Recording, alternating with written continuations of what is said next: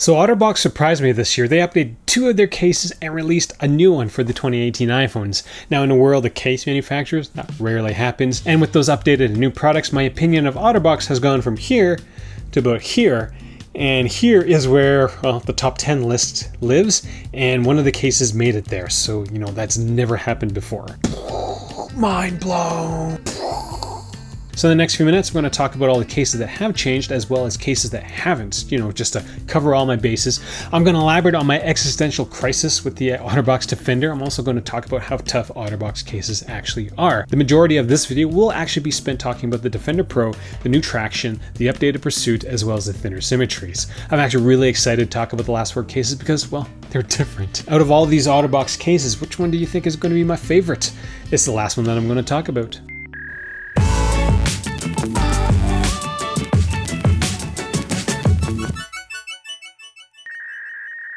At MobileReviewsEh, Monty and I base all our videos on actual usage, and so we try to show that usage with B-roll shots, and this iPhone actually died on one of the B-roll shots. Can you guys guess which clip this iPhone died on?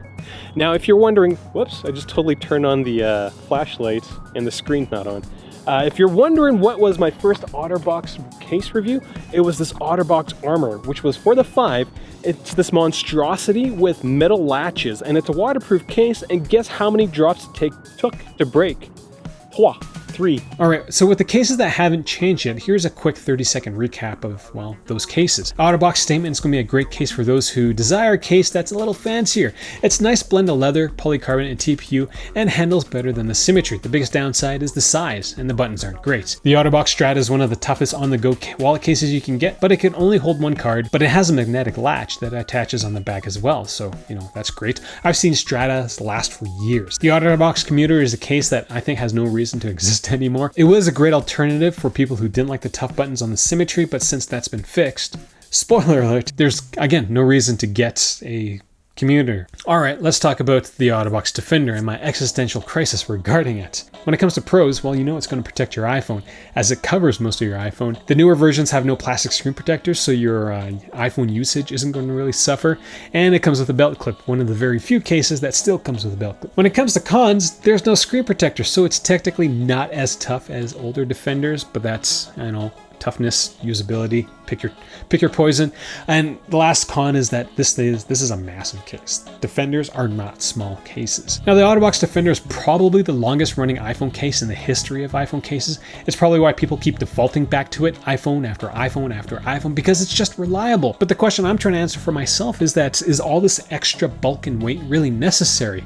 Now, I don't know if it's me, but it probably is, but I'm actually more at ease in terms of dropping my iPhones than I was a few years back. Now, I don't know if it's because I've become desensitized at the sight of my iPhone falling, or because subconsciously I know that the devices can generally take a waist height drop easily. Even out of the box, the iPhone is supposed to survive a 1 meter drop according to Apple. Now, on top of that, cases in general have gotten tougher over the years, with products like the Most Limitless 2.0 and Rhino Shield crash guards and mods being able to take large drops with minimum bulk. So I asked myself again, what's the point of the Otterbox Defender? It's one of the biggest cases I've reviewed, and thankfully, as I've mentioned before, they got rid of the plastic screen protector. I really didn't mind the screen protector for the iPhone 5s, but the moment the Touch ID was a thing, the cutout at the bottom became a repository for dust and debris. The screenless editions work quite well with edge-to-edge screen protectors, which is great. Now, I will admit that the Defender is a tank of the case. There aren't many cases nowadays that surround their entire iPhone with foam, polycarbonate, and TPU. The only other case that I've come across in the last year that did that was the Spigen Pro Guard, and well, they're not making that for the iPhone XS's, which is too bad. Now, the only reason why I'd get the Defender is, well, for the belt clip. The belt clip is such a relic of a bygone era, and for a while it seemed like everybody had a belt clip case. Now, the iPhone 5 and 6 eras were very popular for belt clips, but they kind of disappeared after the 6S's, 7s, and 8s. But the Defender was one of those very few products that decided to stick with it, and I guess if you stick with something long enough, the demand eventually comes back. Now, when it comes to drop protection, instead of following the route of other manufacturers and saying that their cases are mil standard 810G, Otterbox actually has their own in-house specification called Otterbox Certified Drop plus protection. And this marketing ploy, so very, very fluffy. It's such a wonderful piece of marketing. I've got a background in business. And so like I look at these things and I'm just like, these guys are so smart. Whoever they hired, they should give them a raise. But you see, when you see the drop plus, you're thinking that you're getting additional drop protection over other cases. But in reality, the entire logo is drop and protection. It's just saying that Otterbox has tested 24 plus other things and drops. Specifically for drops, Otterbox doesn't say how high you can actually drop it. Now with all that being said, Otterbox cases generally are bigger than the average case, so they're going to be bulkier, which means they're going to offer more drop protection. This iPhone that I broke during one of the B-rolls, I don't think I've shown you that clip yet, but I did drop from a pretty significant height, which probably exceeds Otterbox Drop Plus protection. Now, if you want to see more encompassing drops, do check out my comparison video between the Otterbox Defender Pro, as well as the Pursuit, as I think I do a 12-foot drop in that video against, well, I'll let you guys figure that, or find out on your own. All right, enough ragging on the Drop Plus certification. Let's talk about the Defender Pro. When it comes to pros, it's got the same pros as the regular Defender. It also comes with something called Otter Armor Microbial Defense, and it doesn't have the cutout for the Apple logo, which some people will like. The cons is that it doesn't have the cutout for the Apple logo, which people will be disappointed about.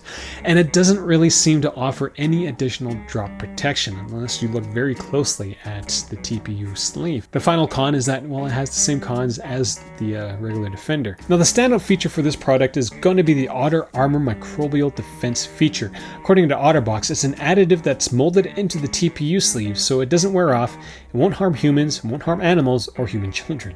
Now, the microbial defense feature only protects the TPU sleeve and nothing else on your device, so belt holster, screen, and if you have a graphic on it, is not going to be protected by microbial defense. Basically, anything that's not TPU is going to be a cesspool of germs on your Defender Pro.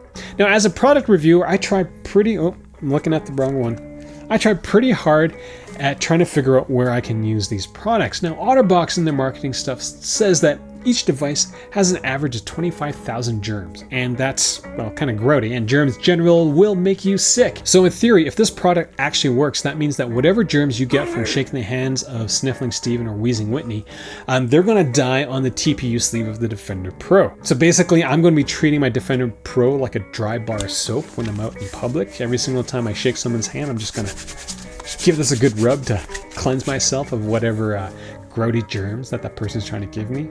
I don't know. Again, there's kind of no way for me to prove that that works, so it could just all be snake oil. Now, regardless if this feature is true, and I'm pretty sure it is in some form or not, I can see this case being useful for people who are working in, the health field, or, you work around food all the time.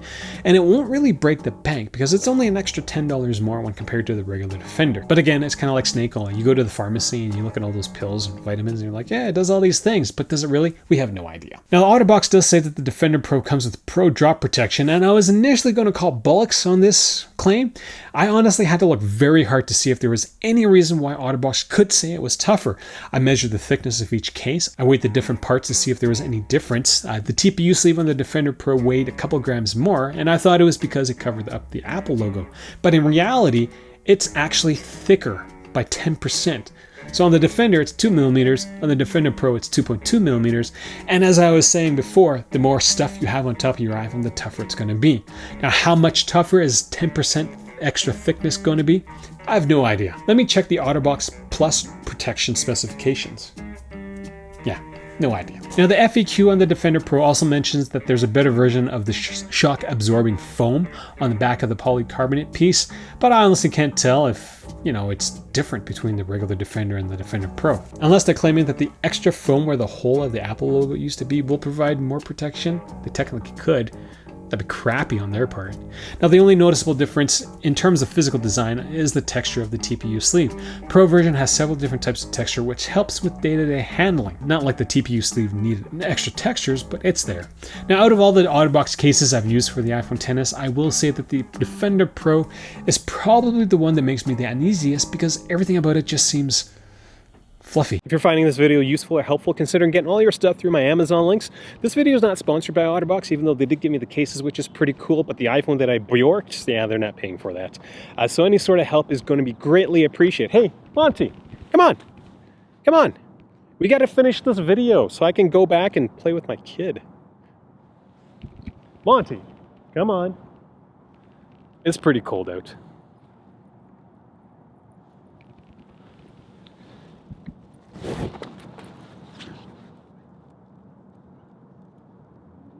Shall we finish this video? So guess what? They fixed the Otterbox Symmetries. These are pretty decent cases now. Pros? Thin, so thin. Great buttons, and there's just a ton of designs. A con? The backs are incredibly slick still. Now, even though the old Symmetry was never highly rated in my scoring system, I still liked them because it was a solid feeling case, though the buttons were kind of tough to use. The design of the Symmetry hasn't changed in the last few years, but with the iPhone XS, Otterbox rolled out the new Symmetry with a thin design. Now, I'll be honest with you, I started using these Symmetries after trying to figure out how to use the Defender Pro, and so my opinion of Otterbox was kind of, as I said, you know, not that high. It was kind of skewed. My first impression of this case was that all Otterbox did was remove the TPU lining on the inside of the case and make the polycarbonate slightly thinner in order to shave off 1 millimeter off the thickness of the case. And to me, that seemed more like a cost-saving measure for them while being able to keep charging us the same amount. So, you know, at the end of the day, Otterbox just makes more money. But after using the new Symmetries for a while, you know, that first impression still does stand, but Otterbox has done a little bit more than just reduce the amount of materials in the case. Smaller case is still quite rigid as the polycarbonate back isn't going to flex much during the face first drop. When it comes to drop protection, I don't think the slimmer case is going to offer as much drop protection as the thicker old case. Again, more bulk, more protection, less bulk, less protection. Otterbox doesn't state how high you can drop it, but with the Symmetries, I feel comfortable dropping my iPhone from waist height. Now, the biggest improvement for me for these new Symmetries are the buttons. With the thinner case, I was expecting a small bump in terms of button accents, but yeah, that's not the case. The difference is day and night. The buttons on the Symmetry went from being incredibly hard to use to one of the best that I've ever used. The updated buttons on the Symmetry kind of float in the case, similar to the Rhino Shield mod button. And as I've said in that review video, those buttons make a world of difference when it comes to iPhone access. I know it won't seem like much when I'm talking about it, but dude, trust me, it is just awesome. These buttons are pretty great. The only bad thing I'll say about them is that they need a little bit of fine-tuning, since the buttons do rattle just a tiny amount if you're looking for it. Also, the updated buttons aren't as pronounced as the old ones. Now, the biggest draw, I think, for most people is that the Otterbox Symmetry is going to come in a plethora of designs and colors. The prints are quite glossy and look quite nice from afar, but fingerprints may be noticeable on the print when you're looking at it really close. Now, when it comes to colors, I generally like brighter things, and I was personally drawn to the Aspen Gleam while scrolling through Otterbox's webpage. It just looks so bright, and yes, orange is my favorite color. Now, if you're looking for the ultimate customization, you can head over to Zazzle and have your custom image printed on the back of a Symmetry, which is pretty awesome, as you can see. Monty just looks so cute. Yes, he does. On to the Otterbox Traction, which is a new favorite thin case of mine. The pros, well, I just said it's thin and it handles very well. When it comes to cons, well, the clear back will show fingerprints and scratches a little easier than the average case, and it will slide around like a wet bar of soap. Or an air hockey puck. I'll be honest with you, Otterbox surprised me with the Traction. I really like this thin, well-handling case. Now, I first saw the Traction at the Apple Store when I picked up my new iPhones, and I was kind of surprised at the bright colors and the design. Each case has two colors, the dominant color, and then a second color, which is basically just random accents of colors sprinkled throughout the non-clear portions of the case. The accents aren't overwhelming, and they add a bit of attitude to the case, but they also might be a turnoff because some people might like to keep solid colors on their iPhone. That's kind of my impression. The standout feature of the Otterbox Traction is the handling. The edge of the case is 100% TPU, whereas in the Symmetry is about half TPU, half polycarbonate, which reduces the handling. That's not the case for the Traction. It just handles so well. And if that wasn't enough, Otterbox did add a series of grooves to the edge of the case, which makes the iPhone even better in my hand. It's just so great. My only complaint is the clear back case will show wear and tear quicker than other cases. My dark iPhone XS does a wonderful job of showcasing all the grease that my body's trying to get rid of on the Traction, so if you've got the same colored iPhone as I do, maybe not get the Traction. It's not as bad with lighter colored iPhones. I will also add that the wear and tear isn't helped by the fact that the case will slide around easily on its back. Very impressed with the Otterbox Traction. If you're looking for a thin, clear case, this is definitely one to check out. All right, on to the Otterbox Pursuit. This is the last case I'm talking about, and this is by far one of my favorite Otterbox cases, and this is number 10 now, I think, on the top 10 list, which again has never happened. When it comes to pros, the updated design works incredibly well. It handles incredibly well. It feels incredibly tough, and the buttons are now decent to use. When it comes to cons, well, it's kind of tough to install, but then you only have to do it once, technically. It will slide around easier than the average case, and it is a bit bulkier than the average case. The last thing I will add, I'll say it is a con, is that it's kind of expensive. This is the most expensive Otterbox case for the XS. Now, I wasn't terribly impressed with the original Otterbox Pursuit or its cousin, the Life-Proof Slam, but the updated Pursuit is awesome for two reasons. The first one is that the majority of the edge of the case is now made from TPU, which greatly improves the handling. On the original Pursuit, half of it was TPU and half of it was rubber, so it kind of handled like a semi-wet bar of soap. The back tapers in slightly, and where your hand will spend the most time, Otterbox has added even more rubber, which is great. Now, the second feature that really stands out for me is that the angle edge is such a smart design feature. The front of the case is quite a bit wider than the back, and this seems odd to me because usually it should be the other way around, shouldn't it? But this makes picking up your iPhone off whatever surface you decide to leave your iPhone on incredibly easy. The angled iPhone also helps with the handling of the device because it makes the iPhone feel a little more natural. And that's kind of hard to explain.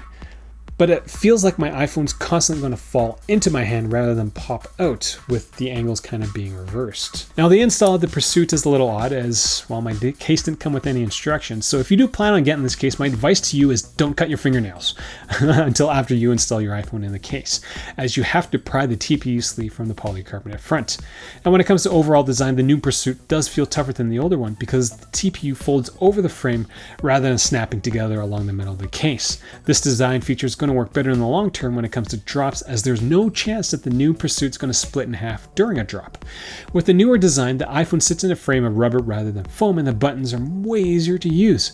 Using the buttons on the old Pursuit was like trying to turn on a light switch through a pillow. The only thing that the old Pursuit had that the new one doesn't was a covered mute switch. Now, when it comes to the overall protection of your device, the more your device is covered, the more protection it's going to offer. But usually the extra coverage or extra protection comes at the cost of functionality, which isn't necessarily a good thing. The mute switch cover on the old Pursuit was just terrible to use, just absolutely terrible. So I'm kind of glad that Otterbox decided to go with a normal cutout with the new Pursuit.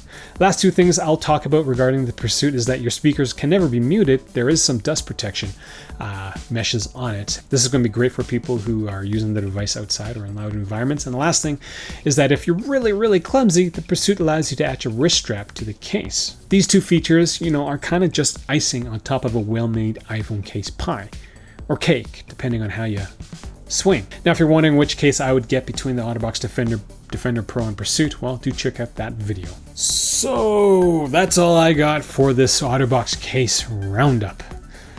A lot of talking, a lot of stuff in this video. Monty's getting tired of sitting there. This is the first time you're watching my videos, do hit subscribe as well as the notification bell as well, so that every single time I upload a new video, you get notified.